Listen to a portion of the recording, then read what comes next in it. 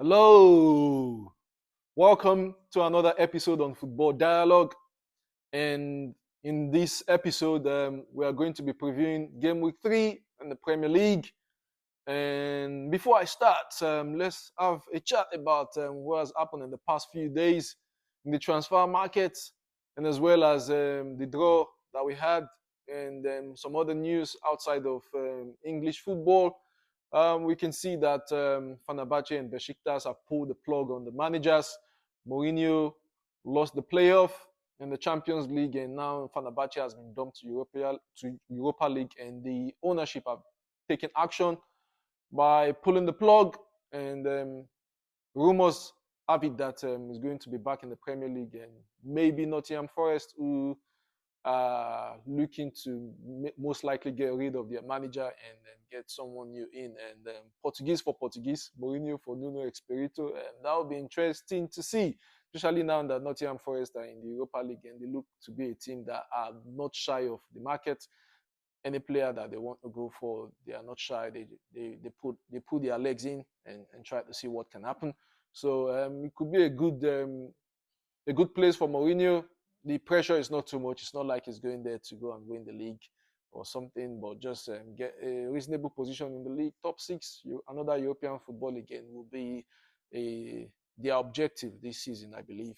So Besiktas pulled the plug on Ole Gunnar Solskjaer, and to be fair, that was expected with the way the results have been going. And they were in the UEFA Conference League playoffs, and they lost to Lausanne of Swiss, the Swiss side.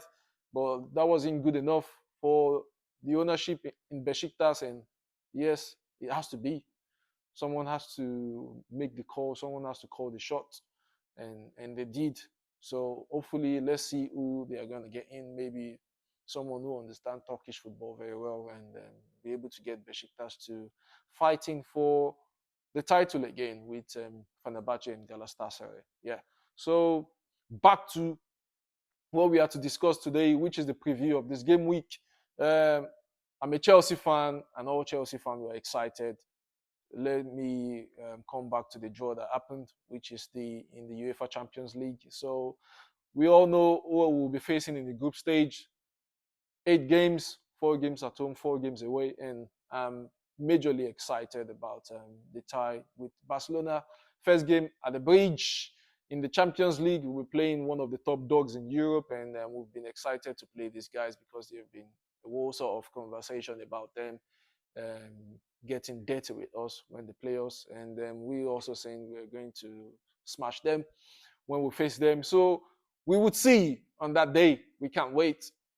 And the players too can't wait because most of them, it's a clash that they want to happen. But some wanted it to happen at the new camp. But now that it's a Stamford Bridge, it doesn't make any difference. We are going to play against the likes of Lamine Yamal, and I'm excited, and all Chelsea fans too are excited, I believe. And we had a tough draw anyway, but to be fair, the toughest draw I think for Chelsea is going to be Napoli away.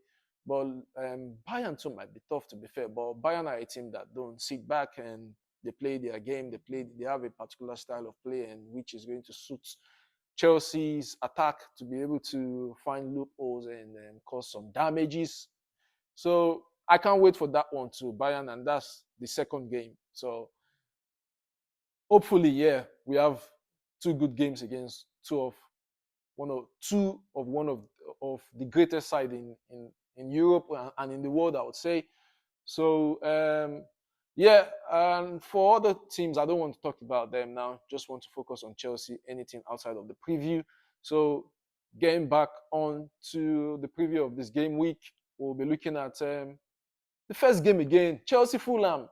Just like last game week, we were the first to play, and now we're the first again. But this time on the Saturday lunchtime, I can't wait. I can't wait to see what we are going to be doing at home again, because in the last home game, it was lackluster from the players when they played Crystal Palace, and it wasn't really exciting. But this time around, I think they need to show us what they've got, especially coming off from a good game against West Ham. However, West Ham are a team that's having so much problems right now with the strategy of the club, where they are headed. I don't think there's a leadership that is guiding them into what they intend to achieve as a football club.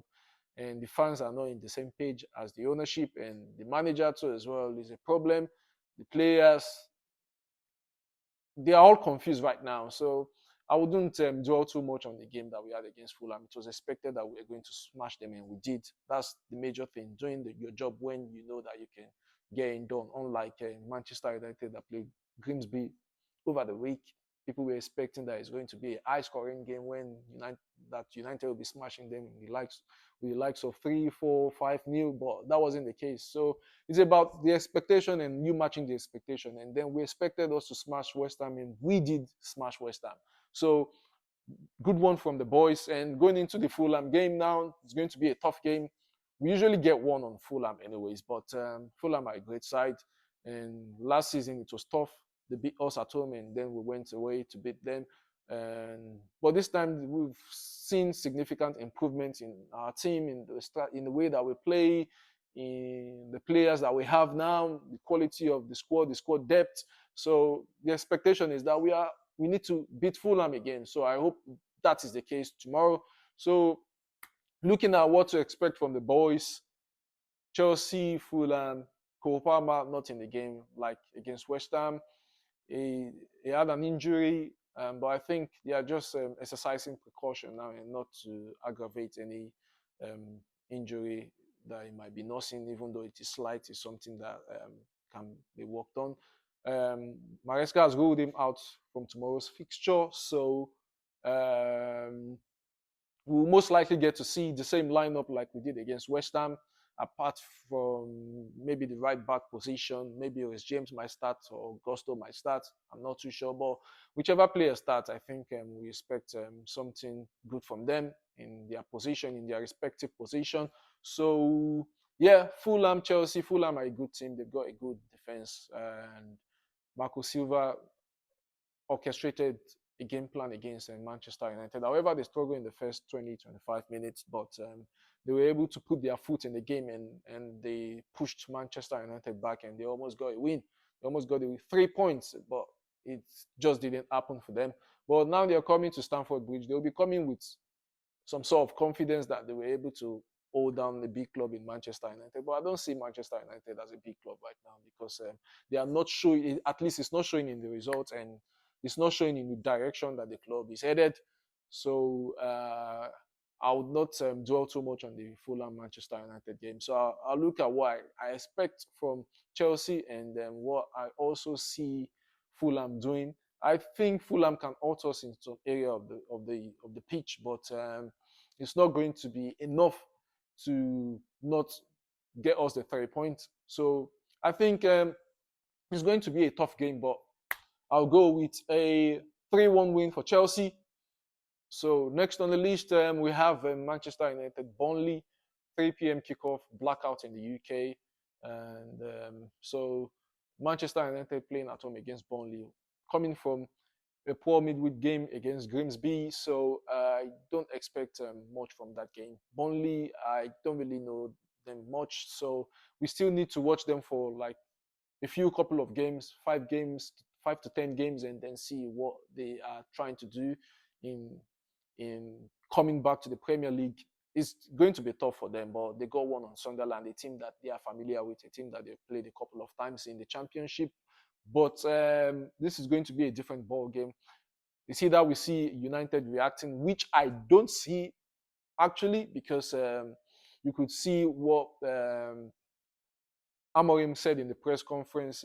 I think he's lost all confidence. He doesn't even know if he's the problem or the players are the problem. He's totally confused right now, and I don't think the player wants to stick with him to be their manager, because they have most likely identified that he's not good enough for them. He's not good enough for the quality that they have. So I think they are just nonchalant right now. They just want to play the game whichever way that they want. Whatever result comes out, they don't care. The end goal is that they get their money in the pocket, which has always been the case for Manchester United players.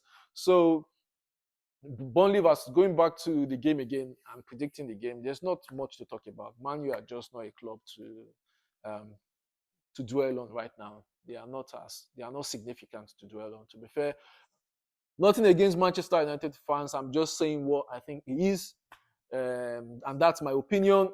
So Man U Burnley, it's not going to be a game most Manchester United fans want to look forward to, having seen what happened during the week. They lost to Grimsby, and Burnley fans, they'll be really excited to go watch their players do some more damages at Old Trafford. So I see the game as a draw again. So I see 2-2, Manchester United 2, Burnley 2. So next one, Spurs versus Bournemouth. This is going to be a very good fixture.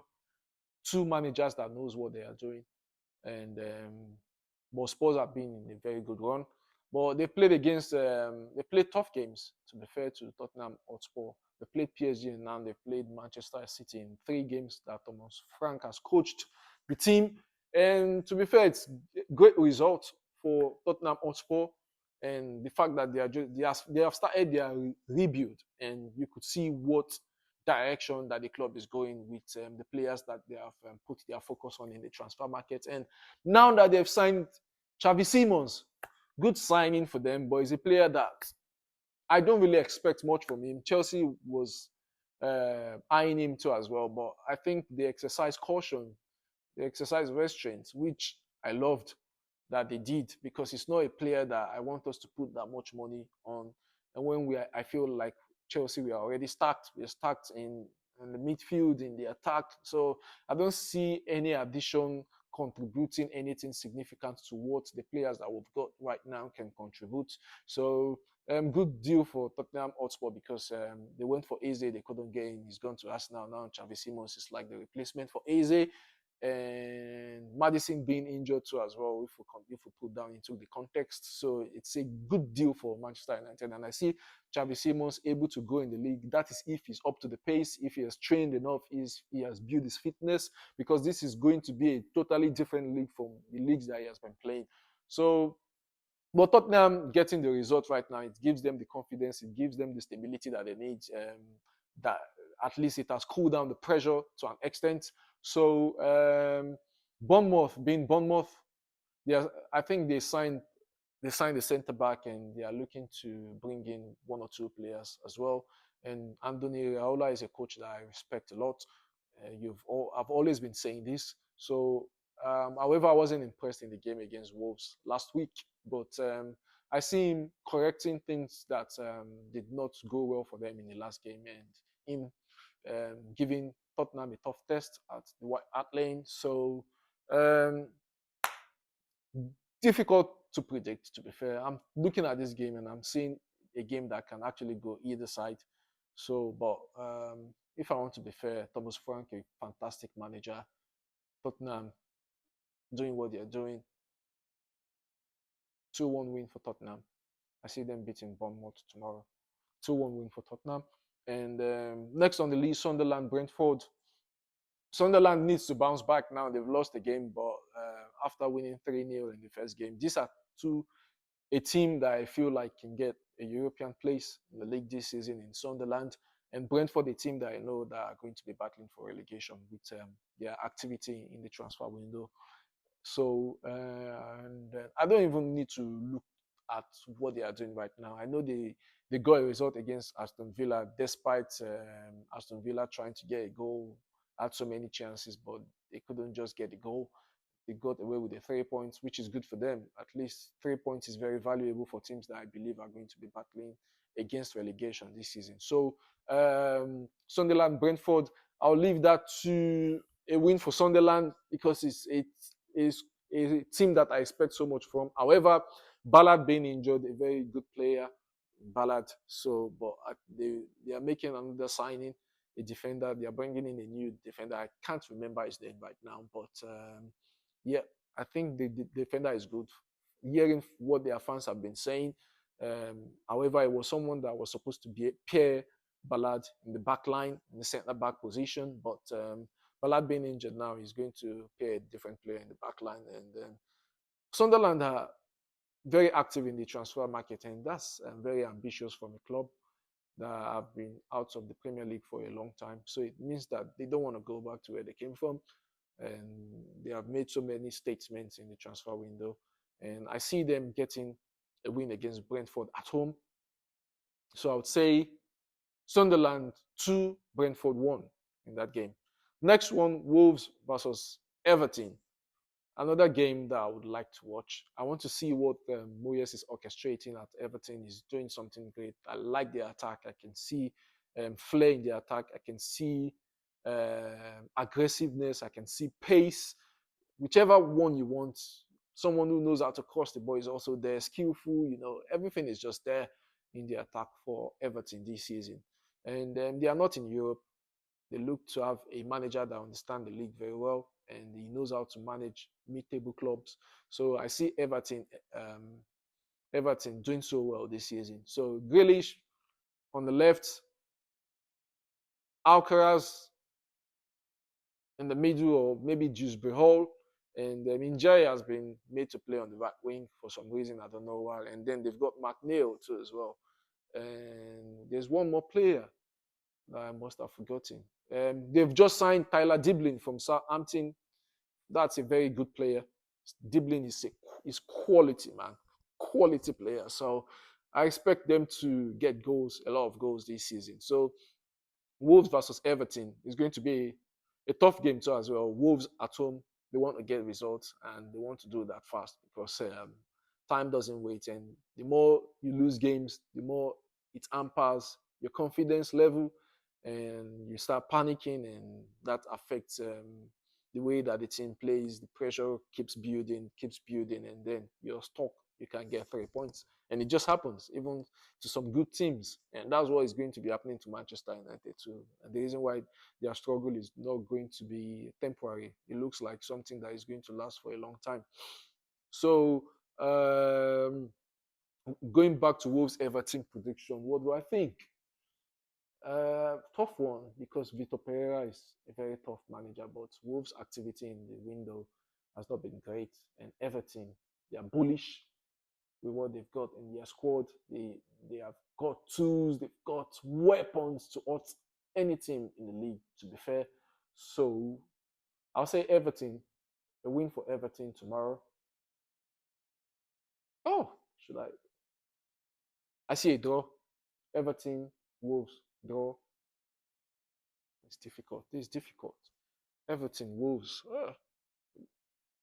Wolves at home. Tough one, tough one, tough one. Everton winning. Wolves at home. 2-1 Everton tomorrow. Next on the list, Leeds Newcastle. This is going to be a high scoring game, but it's going to be one sided. And Newcastle are going to completely destroy Leeds United at home. It's going to seem like a derby, like the North. Is it Northeast? Yeah, I think. Yeah, Northeast or Northwest. Where's Newcastle again? I can't remember. I think Northeast. Northeast derby, Leeds versus Newcastle. So let's see what the game is going to be. Newcastle had a good game against Liverpool in the last match. They were just unlucky, but I don't know if you played the champion in Liverpool, a very good team, you're 10 man down, you're 2. You have conceded 2 goals and you were able to come back 2-2. And it's not like you came back, it was a fluke. You actually pushed them to the back and attacked them so much that they were overwhelmed and they had to concede those goals that they conceded. And you almost even you almost won the game in the latter part of the match, but that wasn't the case. And Liverpool got the win, like they always do. Liverpool, being Liverpool, like I always say, they just know how to find something from nowhere. They just know how to get those 3 points whenever that they need them. And they got the 3 points against Newcastle. But Newcastle, we have to bounce back now. And they will bounce back against Leeds, and it's going to be a huge score line. I see Newcastle smashing Leeds at least 4-0, 4-1. Let's say 4-1, because Leeds are a good side. They attack too a lot, and they know how to score goals. So they will attack, and I know they will not sit back against Newcastle. They will want to prove a points because for that's what the manager is. Daniel Farke, he just likes to attack and he doesn't tweak his system um, to match up to give them a chance against the opposition that they play. They just have one direction and they go. So Leeds will attack Newcastle, and that will be their downfall because Newcastle can counter attack. Their counter attack is crazy. It's very, it's very. How would I put it? The attack is very aggressive, and it's going to get them a whole lot of goals. So I see Newcastle winning 4-1. Let me leave it at that. Let me not go too much. 4-1 Newcastle tomorrow. And next on the list is Sunday games, Brighton versus Man City. That's going to be a good game. It's another game that you want to watch because two teams with a good style of play, an interesting style of play for people that love to watch attacking football. So Brighton, they came from a loss too as well. I think they lost their last game. Who did they play? They played Everton. They lost 2-0 at Dickinson Stadium. And Man City lost 2 at home at the Etihad to Spurs. So these are two teams coming from a defeat. And it's going to be a tough one.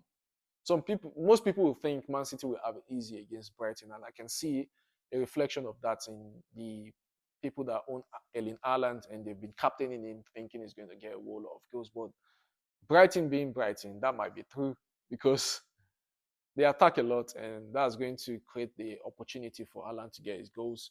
But I think Brighton will also score as well. So Man City, I really do not know what to expect from them this season. It's a team that I'm still assessing.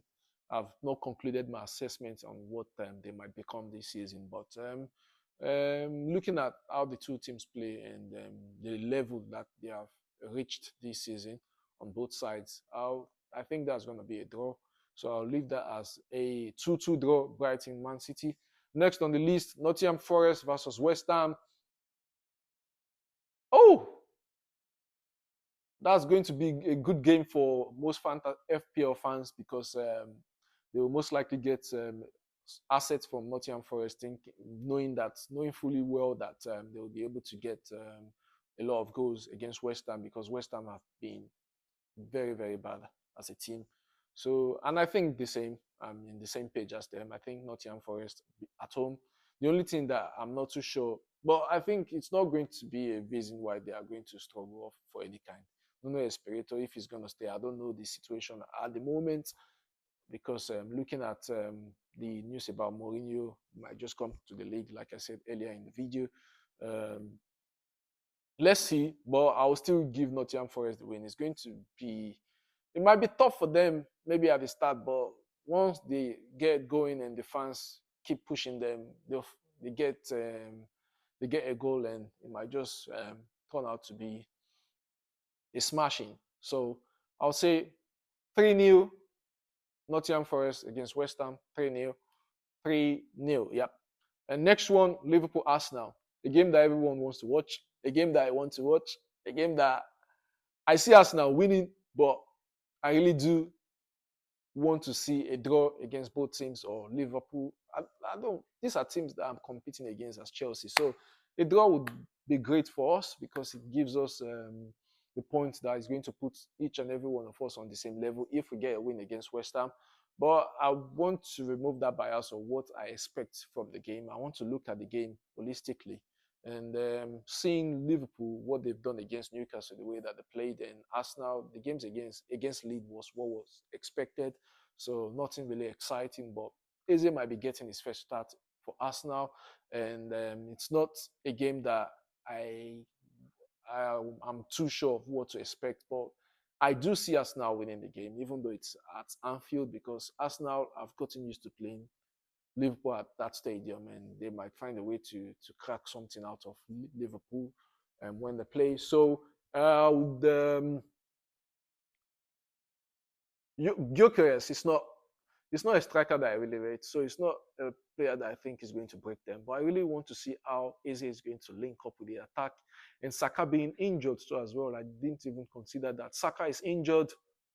Odegaard is injured, it's just going to be Eze, let's say Madueke on the right and Martinelli on the left and Gyökeres up front with the usual players that Ateta usually feed in from midfield to attack. It doesn't change much, you know.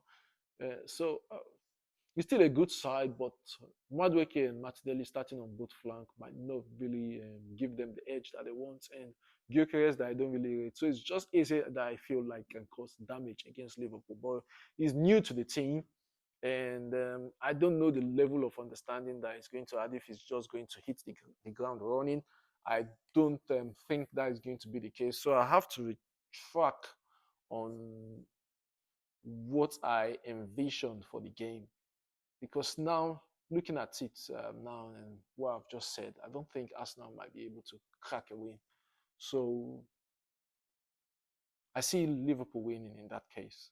Liverpool has just got Frimpong out, but Florian Wirtz has not been a great player. It's not been good, and it's not a team that it's not a player that I think is going to improve that Liverpool team. He's going to hold them back to an extent. So I believe the likes of Curtis Jones can even do better than Florian Wirtz. That is if and a slot sees what I see. So, but I think if Florian Wirtz don't have a good game, let's say in the first half, he's going to spring those changes, and Liverpool should be able to do the damage against Arsenal. So I would say Liverpool 2, Arsenal 1. And lastly, we have Aston Villa and Crystal Palace. Aston Villa and Crystal Palace. This is going to be an easy prediction for me. Or let me rephrase. It was going to be an easy prediction for me, but Crystal Palace having played in the midweek, having traveled to, I don't know where they traveled to, away from home. And this is something that the players that they've got and the football club in itself are not even used to. And I think this fatigue is something that is key in football. You know, some players can be fatigued, and that's going to impact their performance in the game. And now they'll be doing another away trip to the Midlands. However, it's not far from London, anyways. But it's something that I think having been able to travel twice in the space of 3 days, let's say 4 days to be fair, because they are playing on Sunday. So traveling twice in the space of 4 days, I think is going to have a negative impact on Crystal Palace because it's not something they are used to. And Aston Villa are not that great. They haven't started well this season, and they haven't brought in any player, and they've let go of some players, and we haven't seen them stamp their foot in the league this season. Unai might be struggling, and there might be some instability in the squad right now. The squad depth is not really good at the moment. So, and oh, it's going to be it's good. That makes it difficult for me now because I would want to say Aston Villa can get a result against Crystal Palace, but Crystal Palace, being Crystal Palace, they know how to destroy Aston Villa. And if Crystal Palace were not in Europe, did not play in the midweek, it would have been a straight win for them, for me, from my own perspective, because they know how to do the job against Aston Villa anytime they face, at least in the last few years. So I'll stick to that. I think if they believe that they can do something, I believe they should be able to do it. And Crystal Palace are looking to bring in Yerimino, or they might have brought him in. He must have been signed. To be fair, yeah, I think it's a year we go already for Yeremi. He's a good player. I've watched him in a couple of games, especially when Villarreal were in the Europa League. They played Manchester United or some other team. I can't remember. He was really good, and I haven't watched him so many times in La Liga, anyways. But I still think he must be a player that they rate in La Liga. And the fact that Crystal Palace have been able to put that much money to bring him in after the sale of Eze to Arsenal, I think Yeremi Pino can get into the team and get started and engineer something for Crystal Palace against Aston Villa. That is if he starts. So I'll stick to what I see about the game right now. I don't know if Jeremy Pino is going to start, and I don't know how much he's going to contribute to the team but I think it's something that Oliver Glasner would have worked on over the season. Oliver Glasner and Anthony Raola, they make their system too easy, so you don't need a long bedding time. You bed in immediately when you get to play for all these sub managers because they are just so good. So, and I really do think it's going to be a win for Crystal Palace. I'll stick with that. Yeah, I'll stick with my guts. Um, Crystal Palace 3, Aston Villa 1. And I think that's that for the preview for this game week and what I expect in terms of the results. And I think we'll leave it at that for this game week. Let me keep it short like I plan to. Just over 30 minutes. Not too bad to preview 10 games, 3 minutes on the average. Great one this time. I'll keep improving and see how I can get much more information out in less time. So we keep going. Thanks, guys, for staying with me on this one. And this is the part 1 of episode 5. Let's keep going now. Let's keep going. Yeah. So I'm excited for tomorrow's game. Chelsea Fulham, one to watch. That's the game to watch on Saturday. And Sunday, the game to watch is Liverpool Arsenal. So it's going to be a good weekend. And the weather has not been great today. Rain, sun, wind, cloudy. You know, it's just funny. But we will take it. We'll take it. It's Friday. Happy Friday all. And enjoy your weekend. See you on the next one, part 2, when I'll be talking about my fantasy team. See you all. Don't forget to follow, subscribe, turn on your notifications, and lastly, engage me in the comment. There's been no engagement in the last episode I released. However, I released it late, so I hope to churn this one out as quick as possible. Hopefully, I'm going to put it out tonight for you to see. Thanks all. See you all on the next one, like I said. Bye.